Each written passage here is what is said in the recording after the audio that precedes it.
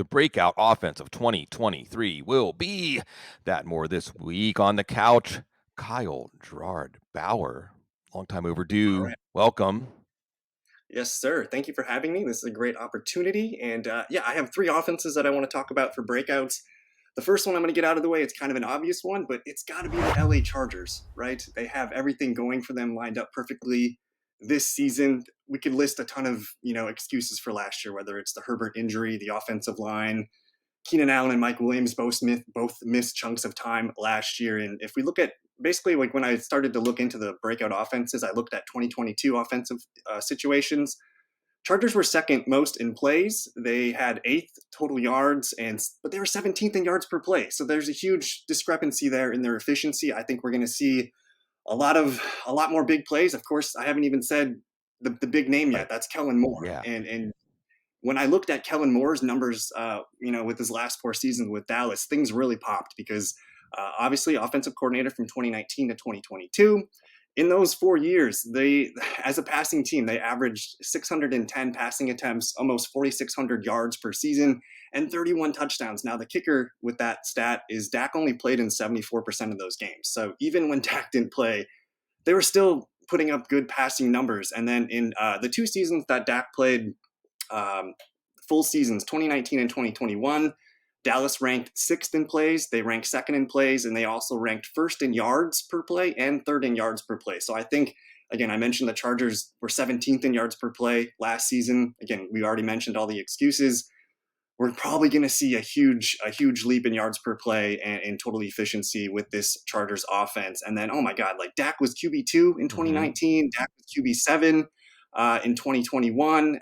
He had huge yards per attempt in both of those seasons. And yeah, when I ended up doing my projections, the Chargers ended up third in total plays. They ended up fourth in total yards for me, and then I have them first in passing yards and second in passing touchdowns. So I'm all in on the Chargers. I know it's an obvious one, but there's a lot to like here. Yeah, the Chargers. And one of the things I love about buying into the Chargers, Kyle, and by the way, the Fantasy Fellowship, lots of great stuff there. And it's a fellowship. We're all here to help each other to accomplish things greater than ourselves in the fantasy football space and otherwise. One of the things that's really fun, Kyle, about making sure that we invest in the Chargers offense is we're buying into the idea that Jerry Jones is kind of incompetent, right? That Jerry Jones is or at least an organization under his stead, right? Because it was striking that they said, "Well, Kellen, if you want to look at other jobs, see what other opportunities are out Mm-hmm. there." Yes, thank you, Chargers. Plink. And Joe Lombardi, I believe, is with Denver now, but we think that the powers of Sean Payton overwhelm the powers of Joe Lombardi. So it seems like, based on how many times you mentioned Dak Prescott, that maybe Justin Herbert would be a target. If so, give me a little thought on that. Or otherwise, who in the Chargers offense do we target to take advantage of this potential breakout? Well, I think it all stems from Justin Herbert. Like last year, they had a 65% pass rate, which was second in the league. And I mean, obviously, if you play in full PPR, half PPR, you want to get passing weapons in this offense. But it all stems from Herbert. The dude's probably going to end up putting 5,000 yards up on the board this year. And then I found an interesting prop on DraftKings. They only have Ooh, him at 4,450 yards for his over huh? under. And to me, that's like, the dude threw for 4,700 yards last year with a broken rib and a ton of the excuses that we mentioned earlier. So that seems like one to take advantage of. Again, I think they're just going to come out and sling it. And I mean, we didn't even talk about Quentin Johnston yet, who Right. adds a nice element to this offense.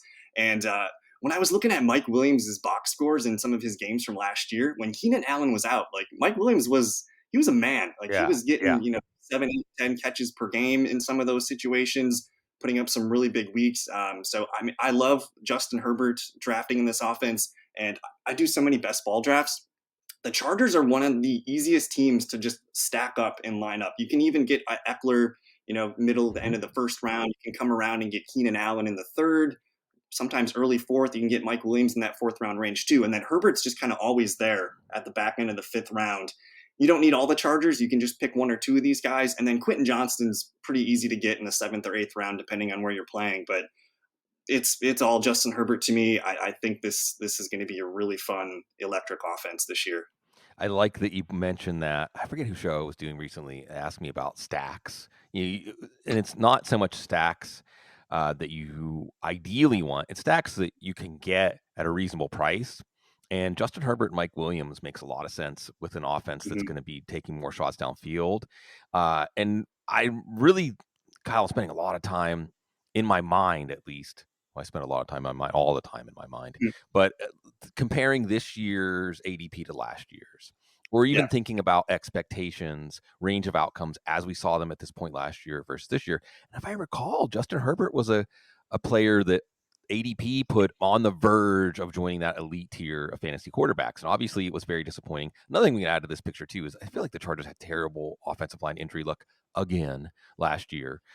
So if you like Herbert to get a boost from more, and maybe things don't break as poorly, like you said, Quentin Johnston, we have to talk about him. That makes this offense, this passing game more resilient, and as far as injuries potentially to Mike Williams and Keenan Allen.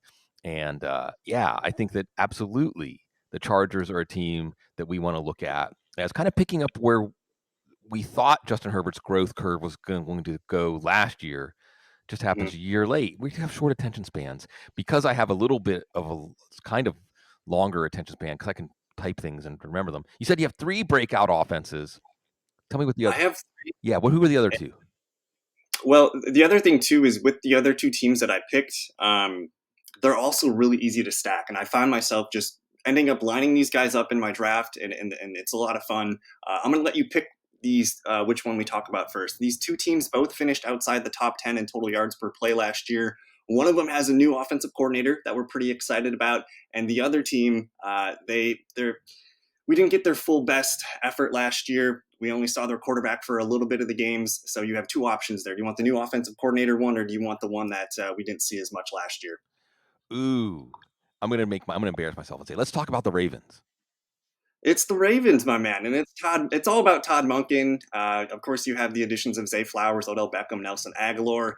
This is probably Lamar Jackson's best receiving group that he's had, and Mark Andrews, of course, is a staple in that offense. But I'm pretty excited about Todd Monken with this team, and when I opened up his numbers, it looked really good. But first, let me give you the 2022 offensive situations. They ran the 18th most plays last year. They had a perfect 50-50 run pass ratio. So that's definitely going to change with Monken. And then they were 16th in total yards. So it was just an average season. Of course, Lamar, I think he only played 12 games. Uh, he's got the bag now. Mhm. He's going to hopefully play at his highest level that we've seen since 2019. But when I started digging into Todd Monken, of course, he had 3 seasons as Tampa Bay's offensive coordinator. Those 3 seasons, they were sixth in total plays, 11th in total plays, sixth in total plays. So they like to run fast. That's Monken's one of his things, and that's kind of been the hot buzzword coming out of Ravens mini camps and OTAs. But his passing ratios in those 3 seasons up to 54, 58, and 59%. And again, like I said, the Ravens were 50-50 last year. It's probably going to lean a little bit, hopefully more towards the pass this year for fantasy. And then also too, like those were the weird seasons where like Fitzpatrick and Winston kind of split the Mhm. roles for most of the year. The one year they combined for Right. 5,300 yards and 36 touchdowns. So there is some interesting upside here with this passing game. But the thing that stuck out the most, we don't think the Ravens. When we think of teams that target running backs, we don't think about the Ravens at all. When I found out that they only averaged 67 passing attempts to the running back the last 4 seasons, I then went to look at Monken's numbers, and he averaged 95 running back targets when he was with Tampa Bay for 3 years, and then he had one. He had the one weird year in Cleveland, I think with was it Kitchens that Mhm. was the head coach. It was a weird year, but again, he targets the running backs at a pretty good pace. That's going to help this offense be more efficient. I think that's going to help them just kind of, I don't know, give the defenses something a little bit more Yeah. to think about. And so that's a J.K. Dobbins issue we can maybe get to in a little bit. Right. But I'm excited about the running backs. I'm excited about the receivers. I have them almost up to 52% pass, kind of a little under 51 in that range. But third in total plays, third in total yards. This is probably a top 5 offense if everything breaks well. So I'm all in on the Ravens. What do you think? Yeah. There's a lot of reason to be excited here, and what I like about talking about the Ravens offense is it gives us a chance, and the Chargers do too, to talk about 2 ways that offenses can get better. One is that a play caller or like we said, injury luck, lack of personnel at positions, you can rectify that, and it really is like a double bang for your buck, because if you go from a poor offensive coordinator or an offensive coordinator that is holding certain elements of the offense back, Joe Lombardi, Greg Roman, and you go to an offensive coordinator that is hyper efficient in Kellen Moore's case, and in Todd Monken's case, like you said, if we go back to the last time he ran an offense, and we can also look at the Georgia offenses that he had the control of in college recently, he's barnstorms. Yeah, he's not shy. And how much fun is that going to be with Lamar Jackson, assuming, like you said, the best receiving group Lamar Jackson's had now? Rashad Bateman, Odell Beckham, Zay Flowers. There's various uncertainties there in terms of health or a rookie. But if you can just give one of these guys to stay healthy, if these three guys combine to play 35 or 40 games, that alone represents a boost. But we really don't know how much of a boost represents that the offense. Like you said, Lamar Jackson has confidence now. The team has confidence in him. And that releases a lot of burden psychologically. And it aligns with a resetting priorities to showcase him as a passer, Mhm. which for fantasy could just be spectacular. Not just because his passing numbers will be padded, but if he's facing defenses that don't have their ears pinned back to stop the run, now you have more explosive plays. And you mentioned J.K. Dobbins, and absolutely he's an interesting player here because the price is right. It's like Mhm. sixth round. And I think the Ravens are a really fun offense to invest in. And I keep talking about this. All the people that listen to the show and watch the show are probably tired of it, but I think this is the right way to think about things at this point in the calendar. You're thinking about investing in offenses, and especially like you talked about best ball when you're putting together a best ball portfolio. It's not so much the positions you're taking on specific players, it's the positions you're taking on offenses. So you may spray it around. You might have Zay Flowers, Odell Beckham, and Rashad Bateman relatively equally represented when you compare them to each other. But when you compare them to other receivers in that range, you're going heavy on the Ravens. And Right. I think Lamar Jackson, one of the things that's a theme that emerges right away, Kyle, as you're doing drafts this year, is you can wait at quarterback. And it's fascinating because this is the first year in a long time that the fantasy football hive mind is caught up to, well, there are quarterbacks that are worth taking early. But if Lamar Jackson's quarterback 4, if Justin Herbert's quarterback 7 or so, then we're definitely excited. Okay, let's talk about the third offense, the offense that will hopefully get more games from their starting quarterback this year. Well, it's the Cleveland Browns, so we're Ooh, guaranteed to get more games from the quarterback. And last year was a pretty weird year. Obviously, the other thing too, I saw something from Chris Allen on Twitter today about the Browns having the most terrible wind situation mm. games in the past 2 years. So I think that kind of the weather played into a little bit of Deshaun Watson's inefficiencies last year, but he was at 58% passer rating, a 7.0 yards per attempt, and if you combined Watson with Jacoby Brissett last year, they're at about 62%, a little under 7 yards per attempt. And when I looked at Watson's full 3 seasons with Houston, his career average is around 67% passer rating, but he had passer ratings of 68, 67, and 70, and then his career yards per attempt is 8.2. So I'm willing to think that Watson's numbers are going to regress back to his averages a little bit this year. So you have that bump already implied here. But then last year the Ravens ran the seventh most plays. They were 13th in total yards, and they were 18th in yards per play. So there's an inefficiency there. They're running a lot of plays, which I was actually surprised that Cleveland ran so many plays. So to me, that means that there's something here with this offense if they continue running at this pace, and if you factor in Watson's completion percentage and some of these yards per attempt things, there's going to be more yards per play. There's going to be more Right. big opportunities for this offense, and then I think Elijah Moore is going to do some Yes. damage here. Amari Cooper is a staple in the offense for sure, but last year they did not have a third wide receiver that could get open quickly for Deshaun Watson, and I think it's going to be a pretty nice outlet for him. You still have Donovan Peoples-Jones on the outside, who's a really good deep ball receiver too. I think we're going to get more Nick Chubb as a receiver this year, which Yeah. really excites me. He's moving up my boards, and he's one of the most rock solid second round picks right now. It just doesn't really make sense. And then, oh yeah, they have the second ranked offensive line. That's pretty good, I heard. Yeah, yeah. So there's so many things. There's so many things going in the right direction for Cleveland. Watson's going to have a full offseason with his dudes. I have them about fifth in total plays. I have their passing percentage increasing just a little bit. It sounds like they want to do that. And some of the offseason moves that they've done here, trading for Elijah Moore, drafting Cedric Tillman, it kind of hints to a little bit more passing that they'd like to do this year. So yeah, I have them fifth in plays, fifth in yards. And if they can hit 6.0 yards per play or greater, that's last year, the top five offenses all averaged about 6 yards per play or greater. And if we get those efficiency bumps from Watson, it could be a really fun year for the Cleveland Browns. Yeah, the offense is being underestimated across the Yep. board. If you look at the ADPs of any part of this offense, again, you can weight a quarterback. Deshaun Watson, what is he, Kyle? Quarterback 9, quarterback 10, Something like that. something like that. When he was with the Texans, we saw him as a top 5 quarterback. Now, go ahead. 2020, he threw for 4,800 yards, 33 touchdowns, and 7 interceptions. We can't forget about how awesome he Yeah. is. And then his rushing totals in his 3 starting seasons were 551, 413, and 444. He might be their second leading rusher this year. We're not really sure yet. Yeah, all it's really just watching. Some of the buzz out of Cleveland includes making the offense more Deshaun Watson friendly, his Mhm. offense, and then some of it because it was a pretty structured offense, a good offense or an efficient offense. Wasn't remember the time that people actually thought Baker Mayfield was a reasonably okay Yep. pick at number 1 overall? It was because of the offense. It was because of the creation of production by this offense in a Kyle Shanahan kind of way. Kevin Stefanski, same initials.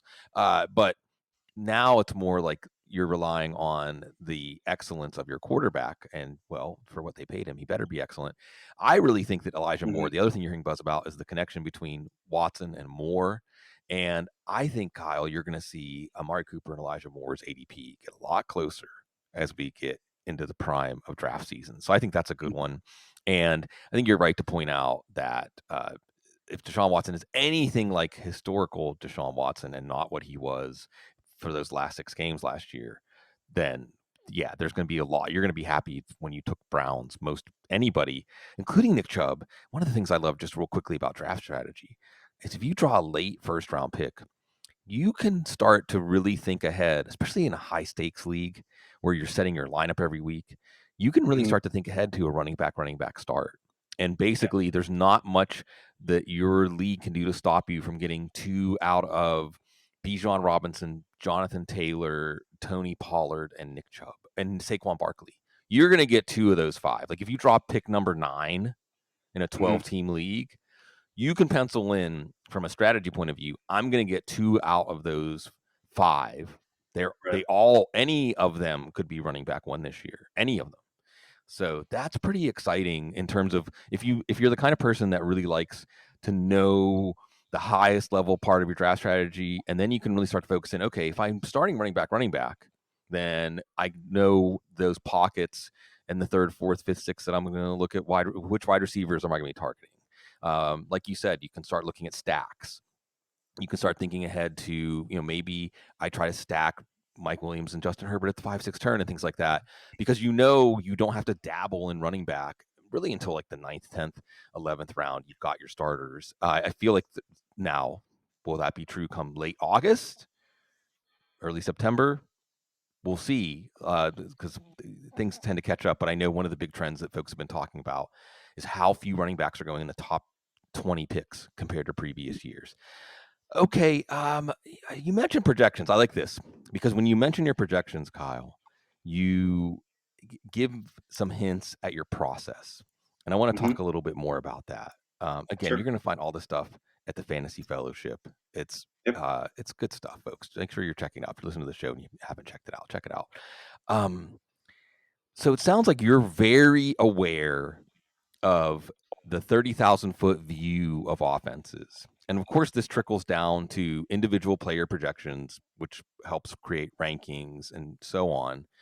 But you're looking at yards per play, you're looking at number of plays, you're looking at run pass splits. But what I like about what you're doing, if I'm understanding you correctly, is you're taking a stand on this year's offense isn't going to look like last year's, right? Mhm. If you're a meteorologist, fantasy meteorologist, why hasn't anyone taken that handle yet? If you were a meteorologist and you said the weather's going to be the same today as it was yesterday, like 80% of the time, okay, well, maybe not these days, but it's Mhm. still like you don't even have to think about it. And I think in fantasy football, there is a conservative, but right more often than we want to acknowledge, position that just saying it's going to be the same as last year.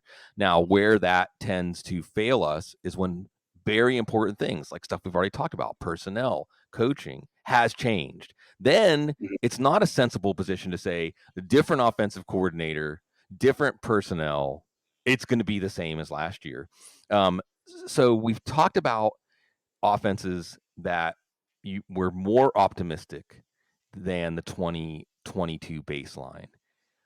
Is there any offenses that you went in and you looked and you said, I have to adjust these numbers down? If I put all these numbers together and add them up and it looks like 2022, I know I'm not right.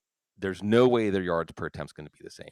There's no way they're going to be able to run the same number of plays. There's no way this offense is going to have as big of a production pie. It's an offense maybe that instead of breaking out, that's going to break down. I mean, it's too easy to say Tampa Bay. Right? Like Everyone was thinking about Baker Mayfield, right? Yeah. it's too easy to say Tampa Bay, but I there's some things at the bottom towards like my rankings here that stick out. Like Tennessee, like we don't really know what's going on there. Their offensive line right now is has seen better days. There's a lot going on there. I think a lot of these teams with the rookie quarterbacks like Carolina, Houston, we don't really know what to project there. So I kind of I try to be lower. I don't want to be too high on these teams because I kind of want to be surprised when we get there. And I don't think if I don't have Carolina Panthers or Houston Texans on my team, I think I'm going to be okay. So I kind of want to be underrated there.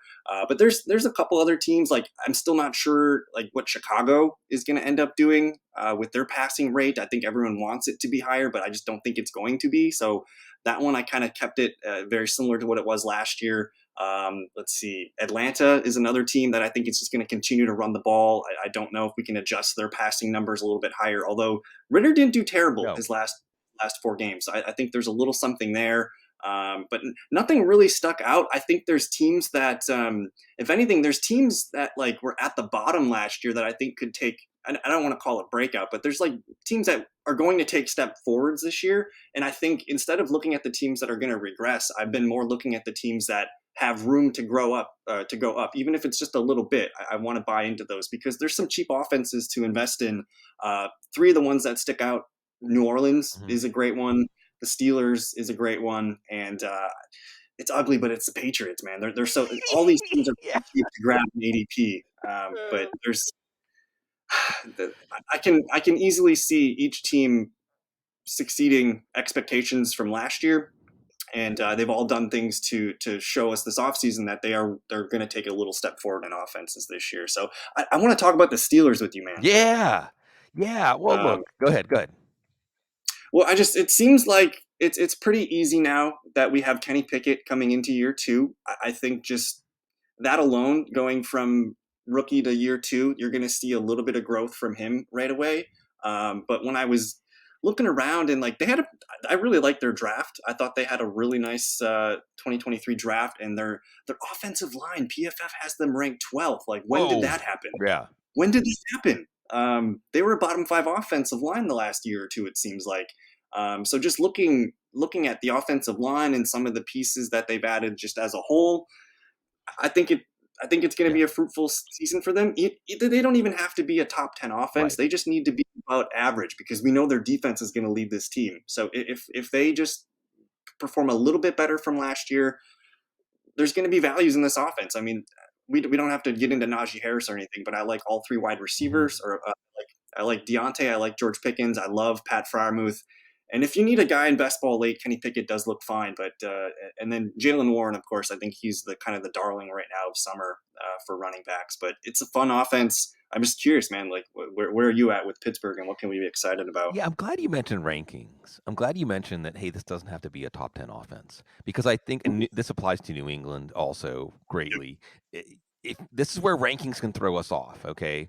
Because offenses can grow significantly and still not significantly improve their ranking, right?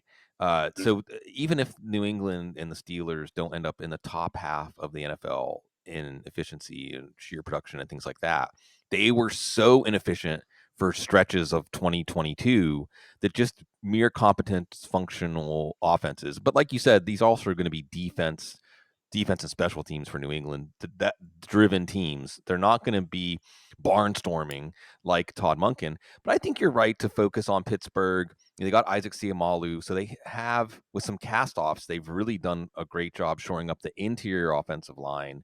Uh, and Dan Moore is interesting, fourth-round pick from a couple of years ago. It sounds like if things continue the way they started off this spring, he will hold off Broderick Mhm. Jones. And that's not necessarily a bad thing. It doesn't mean the Steelers wasted that pick. It means that Moore is proving that he deserves a chance to be the team's left tackle. And the running game started to click last year. And you mentioned Najee Harris, and I think he's the interesting guy because at first, when I saw Najee Harris going in the third round, even though I'm a fan, as I mentioned multiple times every show I do, of looking at last year's ADP, or 2 years ago ADP with Najee Harris, how much of that was based on Ben Roethlisberger just hitting him on so many short passes, kind of a counterfeit level of production. But even if he is in a committee with Jalen Warren, if this offense takes a step forward, has more touchdowns, has more long drives, then he can still work out as a third round pick. He can at least be a par. He can at least return third round value. There's also this steel plate thing. So I think in the three wide receivers, we'll see. We'll see, just because and I don't even know if we can trust any reports about Allen Robinson, because boy, there were a lot of positive reports about Allen Robinson. You're shaking your head like, don't even do that. In New England, I just think, I mean, it's fun to dunk on Matt Patricia and Joe Judge and the decision to make them the architects of the offense. But Bill O'Brien should do better. And I'm fascinated by someone, say, like Pierre Strong in that Mhm. offense, Tyquan Thornton. Um, New Orleans, I think, just comes down to a proposition of, is Derek Carr going to be better than Andy Dalton, who actually, from a metrics point of view, was very good last year? Yeah. Is he going to be better? Can Michael Thomas stay healthy? I think those are things that could give that offense a bump. But this is, again, a team, all three of these teams, New Orleans, New England, Pittsburgh, if they win, they're going to be winning probably more on their defense than on their Right. offense. But that those modest improvements in terms of the pack, comparing them to other offenses, can still give us buying opportunities. Speaking of buying opportunities, I want to go back to the offenses that you're a little bit hesitant about, because you have your best Mhm. ball portfolio already starting to come together. Tampa Bay, Tennessee, Houston, Carolina. Let's just limit it to those four. Are there any players from those teams that you're kind of breaking your rules about, and you have maybe a little higher representation share in your portfolio than you would if you step back and you'd say, well, I don't really want to invest in this offense. But yet when you're doing your best ball drafts, this Buccaneer, this Titan, this Texan, this Panther just somehow ends up on your roster. It's Damian Pierce. Ooh. I mean, I think you're probably going to see a little bit of like 49er style offense, Mm-hmm. mixed into Houston. You got a rookie quarterback. You have a kind of inexperienced receiving group. You're probably going to see Damian Pierce get featured in this offense. And some of the buzz that I've seen about him is he's been watching Christian McCaffrey tape. He's been working on his receiving game. And last year he was actually pretty decent as a receiver, and he probably surprised us from his receiving profile. He actually got a little bit more work as he continued throughout the season. He was a little mini tank last year, and Yeah. I just think that it's pretty easy. Football's all fantasy football, especially, is all about volume. And if he's getting, you know, 15 carries a game and he's getting, 2 or 3 targets per game, he's going to be a pretty good pick. And right now, for some reason, his ADP is sinking. Right. You can get him in the 7th round right now, which seems. I mean, if you want to grab, and one of my strategies this year has been to grab. I want to grab one of those running backs in the 1st or 2nd round. I want to grab or the 3rd round, but I want to get one of those guys, and then come 6th, 7th round, these guys start to look pretty good. I think Miles Sanders is another one here, the Panther. Um, you tweeted out a really cool video Mm-hmm. of just the front offense kind of just sitting him down and saying, we want to get you back up to 50 receptions or whatever. And it's kind of the same thing. You have a rookie quarterback. You have a pretty the wide receivers there are pretty interesting. You got something old with Adam Thielen. You got something new with Mingo, and you got something continuously broken with DJ Chark. Right. Terrace Marshall's interesting too late, Yes. but I think when you look at the Panthers and the Texans, they're going to really lean on these running backs. I think Sanders is probably up for the task to get as much volume as he can handle, as well as Damian Pierce. And then with Tampa Bay, they're probably going to be throwing a lot this year. Right. I don't. Do you hold your nose and take one of the receivers, one of the big two? I don't mind Godwin, but it's like when I'm in the fifth round, do I want Chris Godwin or do I want Justin Herbert? Right, You know, right. that's I'm kind of trying to move myself into situations that I'm more sure about when I'm looking at these ADPs of guys. But there comes to a point where Rashad White looks pretty decent Mhm. in the eighth round. I think Tampa Bay's probably got to sign a running back yet. One of these, I don't know if they're going to grab one of these veteran running backs, but the depth behind Rashad White is not great. It's Chase Edmonds, it's Patrick Laird, it's Right, Keyshawn right. Vaughn. So to me, I mean, that either screams Rashad White's going to get a lot of touches this year. They might not mean a lot between the tackles, but if he gets that receiving volume that we've seen from Fournette and Rashad White combined in the past last year, Rashad White presents an interesting value in PPR leagues. But otherwise, Tennessee, I Yeah. think that was one of the teams I mentioned. I'm kind of all in on Traylon Burks, man. Okay, okay. Like, who else are they going to throw the ball to? And I know Okonkwo is there, but it seems like again just another situation where a rookie season was kind of up and down. Conditioning issues were there. There was just a lot of weird stuff happening in Tennessee last year, and then you come to this year. Sounds like Traylon. All the right things are Yeah. being said about Traylon Burks right now. And then reading some of the Tennessee stuff about their court, like I know it's OTA's minicamp. Will Levis running with the threes behind Malik Yeah, Willis was yeah. was pretty interesting to me. What's stopping Ryan Tannehill from playing 14, 15 games this season? Right. Tennessee's a scrappy team. They still have a solid defense that's going to keep them in most games, and it's the AFC South. Like, could the winner of that division be 9-8, 10-7? I think Tennessee might be hanging around Right. a little bit later than people expect. So maybe we do see Will Levis at the end of this season, but either way, it's pretty easy for me to see Traylon Burks is going to be the guy that leads the team pretty much every receiving category, and I want to bet on that first round profile. So he's someone that I'll admit he's probably at the top of my player exposures right now. Yeah, hey. Well, I like this. I think this gives you a lot of credibility, Kyle. Just being here on the couch with me should give you a lot of credibility. Haha. Mhm. No, but it just means that you can be bearish on an offense, but still know that based on how the distribution is. And look, we can be bearish on offenses, and the hive mind can also be bearish on an offense, but maybe not enough, or not enough on a certain player, or too much on a certain player, or too much so that they're buying opportunities. And I like that you were able to come up with a buying opportunity for every one of those offenses, even though as a whole. And the contingencies are great. And I think this is kind of like doing draft scouting, where you can say, I can't tell you with certainty the outcome, but I can tell you the range of outcomes and which variables are going to put us on different parts of that range, right? So if Ryan Tannehill, like you said, if the Titans are competitive and it's December and they're still mathematically alive for the playoffs, that's good for this offense. Mhm. If the Titans start out 0-5 or 0-6, I should pull up their schedule and see what we're looking at. If the Titans, and Bryce Young really, I'm sorry, if CJ Stroud really invigorates the Texans, and D'Amico Ryans, and the Texans just come raging out of the gate, right? And you see Jacksonville showing better than expected improvement. Shane Steichen invigorates Indy. Well, that's what's going to be bad for this offense. That's what's going to be bad for your shares of Titans. But you're right. That I like the way you said it. All the right things are being said about Traylon Burks, certainly based on the way they put their roster together. He's got to be the number one receiver. He has to step up.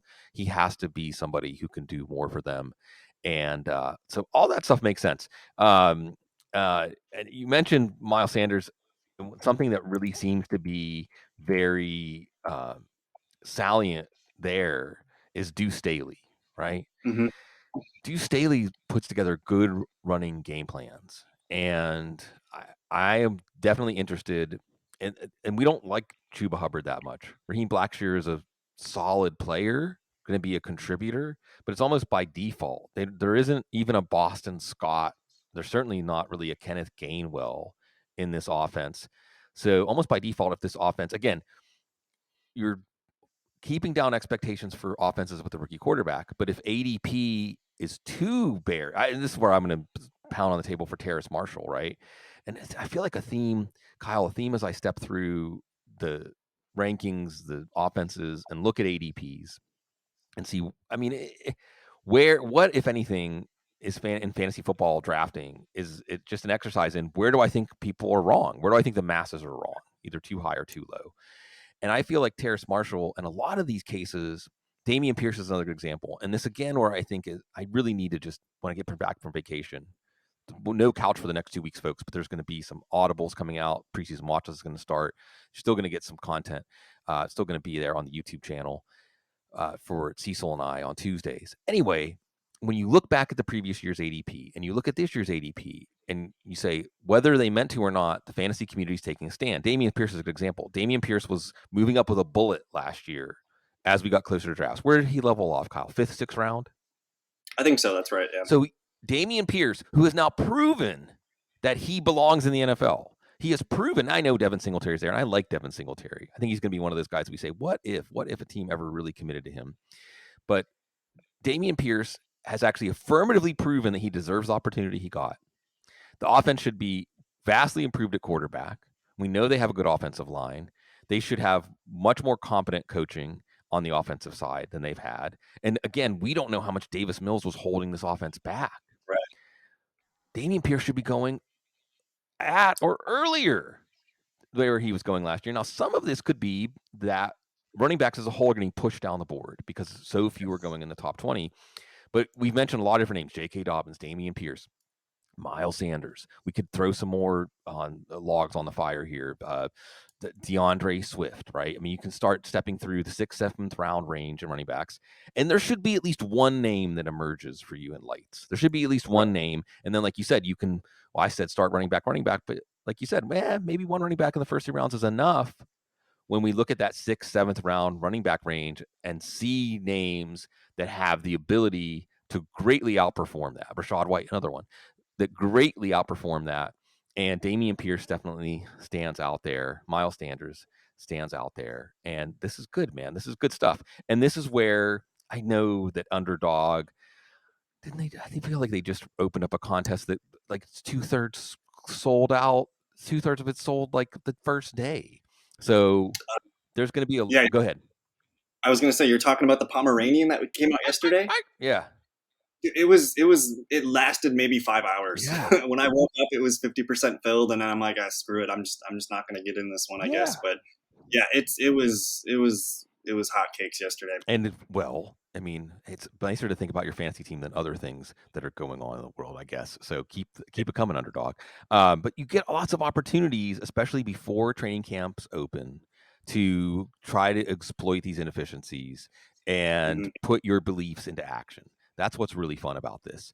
Since I'm going on and on about best ball, and it sounds like you're very aware of your best ball portfolio, tell me something that because when you're doing best ball drafts, you're in the moment and you're constructing that team in that draft. Don't be like me, Kyle. I remember back in the day when I was drafting 3 or 4 MFL 10 teams at once.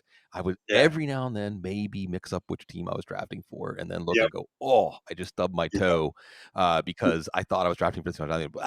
So don't try to get too many threads going on at once. Hopefully, you're really building each team individually. You're making each pick individually as that draft unfolds. But I have to assume, Kyle, then when you step back and look at your portfolio as a whole, that something surprised you. Either a player not represented or a player represented, or maybe an offense you were in heavier on than you thought you were, or vice versa. You were out on them, even though, man, I really feel like I should have more pieces of this offense. What was something that, doing the exercise of drafting team by team, that surprised you when you looked at your best ball portfolio as a whole? So I've done a handful of best balls so far, and at one point, like, I finished my projections kind of mid-May, and then like once I finished those, I'm like, okay, let's do some best balls, and I started pounding them out. And I try not to think about my exposures early. I just want to take players that I think Yeah, make sense.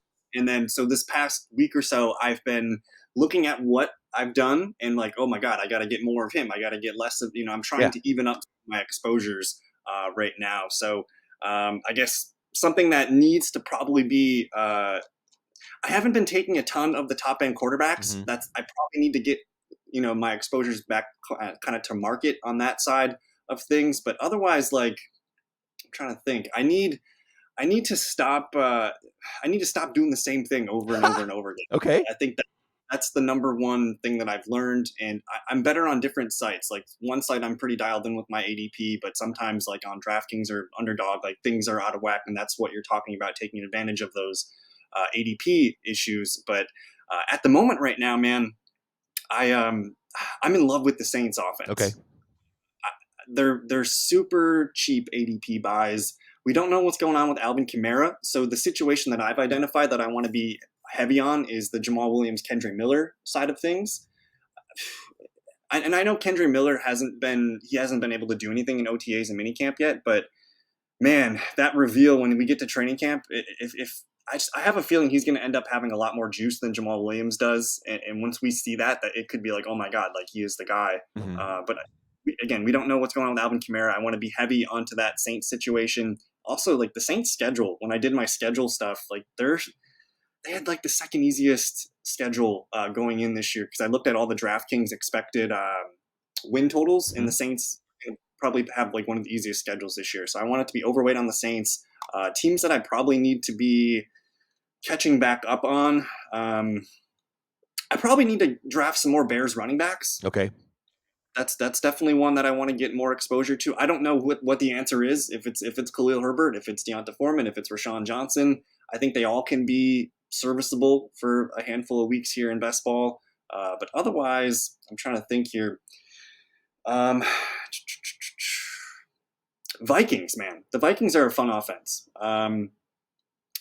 I like Alexander Madison. At one point, I was drafting him, in May, and then when Dalvin Cook gets released, that's when his ADP like moonshots to the fourth, fifth round. So I've kind of cooled off on that. But I'm coming around now to Alexander Madison being a guy that his ADP has finally risen to kind of where it's probably going to Right. be.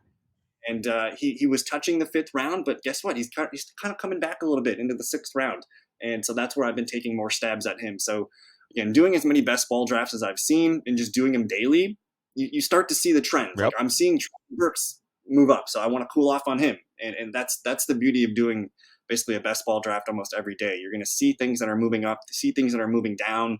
Like right now, a lot of rookies. This is the moment to buy the rookies before we get to training camp. Yes. Every once a week, I will update on my website. I'm going to look at drafters, underdog, and DraftKings. I update the ADP change, and right now rookies are dominating the faller list, which is it's kind Huh? of surprising. Yeah, it's strange. So that's if the best answer to that question is probably more rookies. I don't know. I'm pretty good on getting a lot of the players and the different team situations, but I think the rookies as a whole right now are presenting a pretty good buying opportunity. And it's weird. It's like it's backwards. I I don't get agree. it. I agree. It's funny how you're right, it's backwards. I know Adam Harstad talks about the best inefficiency that you can exploit in fantasy football is trading for players in dynasty leagues who their redraft is actually um, lower. I'm see my brain's going to be boggled by this. I'm sorry, Hmm. their redraft is higher. Young players where their redraft is higher than their dynasty because it's just showing you that doesn't make any sense. If we're looking at their outlook just for this year and they're young, well, we should be more bullish on their long term outlook. And I think Right. that a similar one with redraft best ball it's just uncertainty. And you mentioned two three-headed backfields, Chicago and New Orleans. And because of the uncertainty on how the work's going to be allotted, because the uncertainty on how the rookies in the backfield, how strong of a summer are they going to have to assert their right? Because that's what's fun about rookies and even players just on the upslope of their career, even someone like Khalil Herbert, because Sure. what can he do without Dave Montgomery as an obstacle? Or does Rashawn Johnson come in and say, hey, this same coaching staff that didn't want to, even though he produced, promote Khalil Herbert over Dave Montgomery, this is a front office coaching staff that took Rashawn Johnson. They did not take Khalil Herbert. So there's a lot of things to think about here. There's a lot of things to look at. Did they? Either way, Rashawn Johnson shows a player that they saw fitting in this backfield. Now, once we get the news out of training camp, these ADPs are going to adjust based on beliefs. Yeah. And like you said, only by doing these drafts do you see these trends. But rookies absolutely should be going up. And I think once we start finding out who can play, who is getting those buzz clips, those buzz quotes, you're going to see like Damian Pierce last year, right? And even if you just take a blind, I'm going to make sure to take rookie running backs. I'm going to take some Chase Brown. I'm going to take some Tyjae Spears. I'm going to take some Kendre Miller. I'm going to take some Zach Charbonnet and just spray it around, spread it around.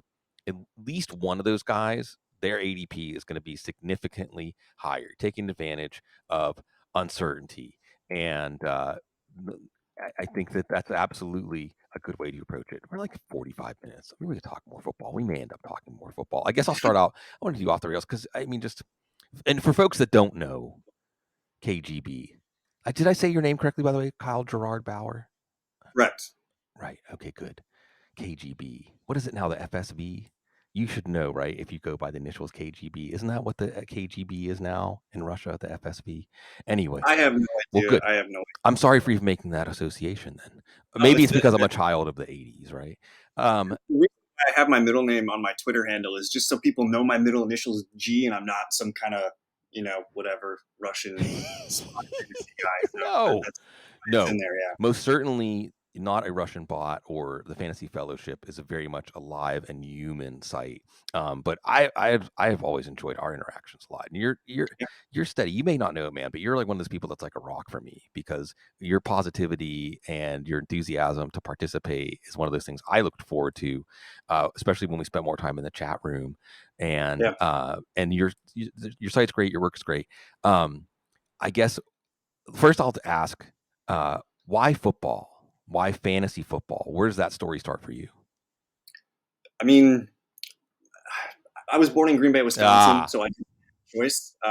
But fun fact: when I was growing up, I mean, I had a Terrell Davis jersey. I had different. I wasn't a Packer fan growing up until like the end of Favre's career, and then it went into Rodgers, and then I kind of became a Packer fan. But the love of the team that I loved growing up, we went to a rummage sale. I was maybe 8 or 9 years old.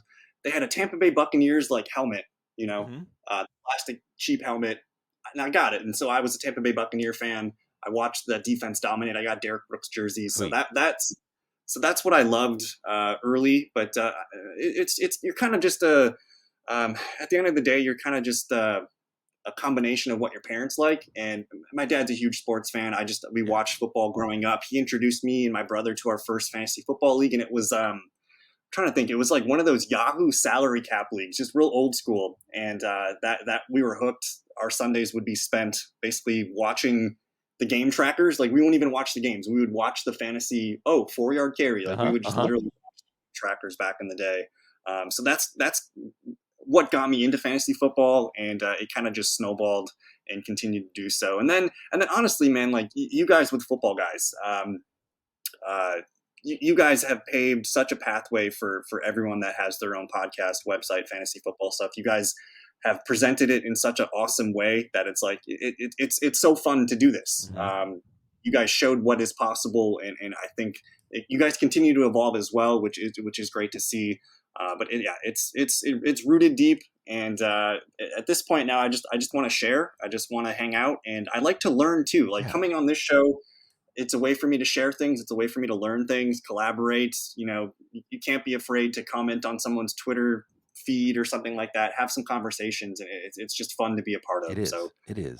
yeah, It is. I like that you mentioned your father. I know that I can't tease apart how much of my sports obsession was to have something to connect with my father. hmm And it's sports brings people together. It gives people a common language. There, Kyle, just like it was with Hunter Thompson and Richard Nixon in football, right? There are a lot of people who probably could not have a civil conversation about most things that can really connect when they talk about yeah, football, right? You see that a lot in fantasy. I mean, look, folks, I know that if some of you listening to the show right now, some of you that reach out to me that I have contact with that I know, we may not agree on certain things. It is the week of the 4th of July.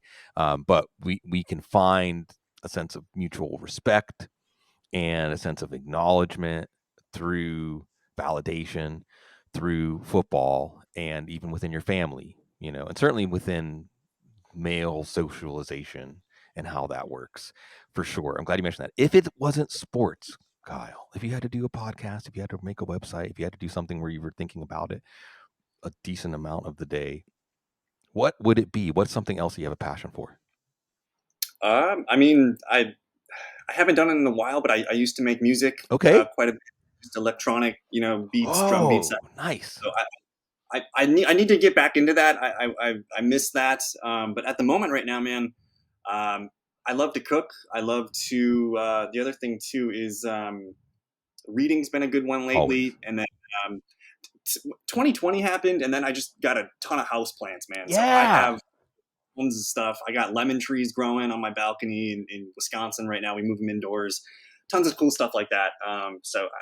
There's a bunch of things, but for some reason, I cook every day. Okay. That's one of my passions of mine. I like trying different things. So that definitely sticks out.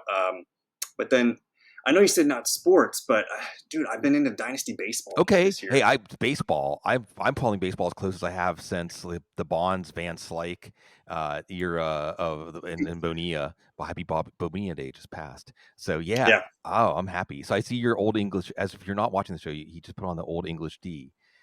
yep, So that's interesting because I've heard because you're real close to the Upper Peninsula, and I've heard that there's a place on the UP where you know east of that it's Lions fans, west of that it's Packers fans, right? Even though it yeah. belongs to Michigan, but it looks like you're a Tigers fan, not a Brewers fan.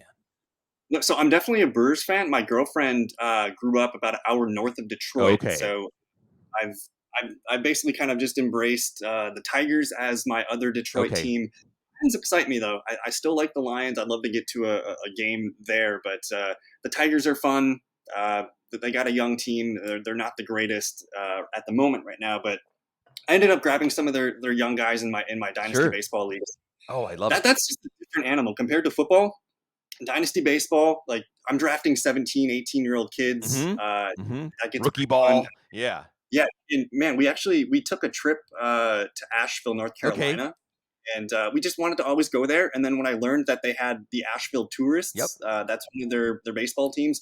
Russell Wilson played for Uh them, huh. by the way. They had a cool little banner with him on one of the doors. But we went to Asheville, and I ended up seeing a game with one of my dynasty guys on it. So that was pretty cool. And then literally the next day, he gets moved up to Double A, Mm-hmm. which so that was pretty cool. So Dynasty Baseball's been a fun little Oh escape right yeah. now, but yeah. Otherwise, it's sports is a weird thing, man. It brings people together. Mm-hmm. When I call my dad or something, like we're talking underdog ADP. We're talking, it's just a way for dude. It's you've said it once before. It's like therapy for dudes. Yeah. It's Yeah. a way for us to kind of talk about things and get through the day. So sports are a main thing, and it's a great thing, man. It brings people together. It's a family thing for my family at least. So yeah, always into the sports. I'm glad you mentioned a lot of really good uplifting things there too. Plants, life. I'm a black thumb. My wife, the love of my life, Kate. She's an Earth mama. So we have and in New Orleans, it rains, it rains, it rains. The air's so moist. There's so much sun. Like everything just grows and grows and grows. It makes me kind of sad to think about if the time comes that we're not living here when you can't just put something in the ground and like 2 weeks later it's 10 times as large and Sure. covered in butterflies and bees and everything. Yep. Reading. These are all things. And cooking. Real quick on the cooking thing. So if I was coming over to your house for dinner, like what would you cook? What would the thing be like? Okay, all right. Or if you were hosting fantasy football summit, what would you cook for everybody? I make a really good, just simple stir fry, man. Ooh. Just a simple fried rice with some crispy chicken stir fry, if you, whatever sauce you want on it. That's kind of one of my like we just since I cook every day, we kind of have staples. Uh-huh. We kind of run the same thing. I found out I was like 4% Italian last summer, so Very now I'm a nice. huge Italian food guy. Like it's just stupid stuff like that. Yeah. So I think I would either and for a big group too, pasta is such an easy thing Yeah. to people. So if I'm having like that, that would be pretty easy. But yeah, those are two of our It's staples for great. sure. It's great to have your house smelling like Italian food, garlic Yeah. and onion and basil and oregano.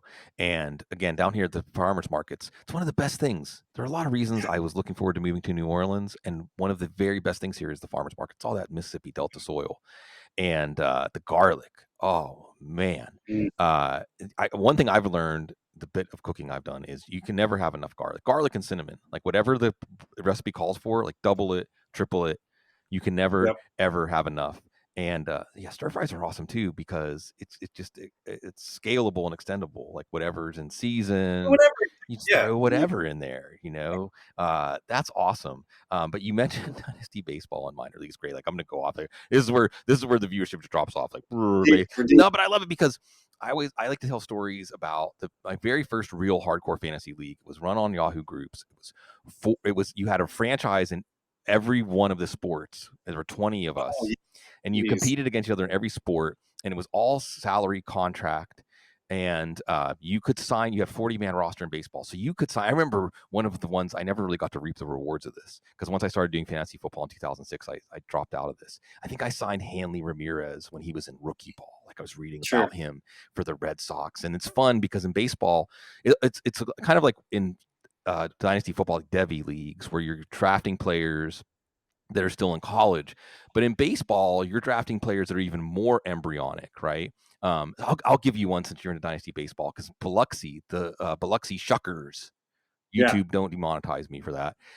They're the Brewers Double A team, and I think right now, still as of right now, because everyone knows about Ellie De La Cruz again. What? Hmm. Because I mean, I'm a Pirates fan, lifelong Pirates fan. So last year it was O'Neill Cruz. I mean, these guys are Hmm. just prototypes, absolute prototypes. And then Ellie De La Cruz has come up this year and really invigorated the Reds, pulling for the Reds. It's awesome. But they've got a Hmm. guy, Jackson Churio, Yeah, who's, I mean, he's he's the real deal. he's the real deal. And I wanted to drive like an hour and a half down the coast here to just Yeah. check him out while you can see him at Double A and be like, I saw him win. And it's really fun. It's really fun to watch. This MLB draft is coming up. LSU just destroyed Yeah. Florida in that game 3. Watch and see what the Pirates are going to do with that number 1 pick. And it's really fun. And then it crosses over because 2 years ago, the Pirates took Henry Davis and he signed under slot number 1. So they had extra money to throw around. And they took, it was Lonnie Smith Jr., who was committed as a wide receiver at Penn State. Hmm. And they took Bubba Chandler, who was committed as a quarterback at Oh, Clemson. oh, wow. And both So, of those guys, and I think they took Braylon Bishop, who was committed, I don't remember the position, at Arkansas. oh And they man. convinced all 3 of those dudes to come and play baseball for the. And let's face it, if you were advising a young athlete and they could choose between baseball and football, probably would say go where the guaranteed contracts are, go where the longer Right. arc of your career is, go where your body's not broken, your brain's not Hmm. broken when you're done. But it's really fun to watch the development of these players, and you start applying the same kinds of things where um, I think it was Zach Eflin who's pitching for the Rays right now. He's saying, well, I've learned things just in my first couple of months here that I never Hmm. learned at any point in any organization. So it's Right. really fun the way that, much like in football, players' careers can change greatly with a change of scenery, and anything that engages you and stimulates you. It's not the Zen you find on mountaintops; it's the Zen you bring up to the mountaintops with you, right? So this is great, but I love that whenever I ask you about something else, you're like, I love doing this, I love doing this, I love doing this. Certainly, plants are. I'm going to again tell people. I've mentioned this maybe in passing. There's a article out there. It's called "What Plants Think About Us" or "Plants Think About Hmm. You," and it's about plant consciousness. Yeah. And you probably know this. Do you talk to your plants? Do you give your plants names or anything like that? Yeah, you got to give him a good vibration. Yes. They're conscious beings and they're aware of us and we're connecting with them whether we realize it or not. And there's some really interesting ideas in there about consciousness and plant consciousness that for me really did blow my mind and make me rethink a lot of things that I thought were true for a long time.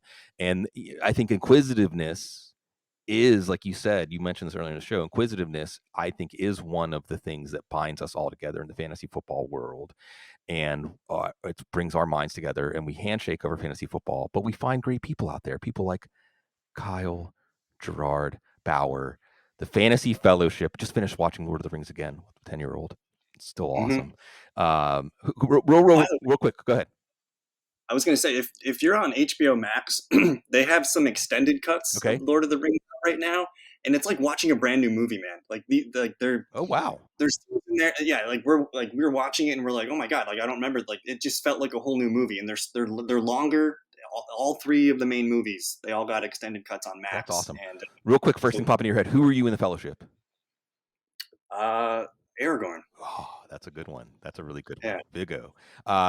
Again, folks, thank you so much. We're just at the calm before the storm. July 4th is when everyone starts tuning back into football. people like Kyle, the Fantasy Fellowship, so many other people we have on the couch, people I don't have time to have on the couch. We're all going to help guide you through all this. It's awesome. We're happy that you're here with us along the way. You're the best people to spend time with because you are so very classy.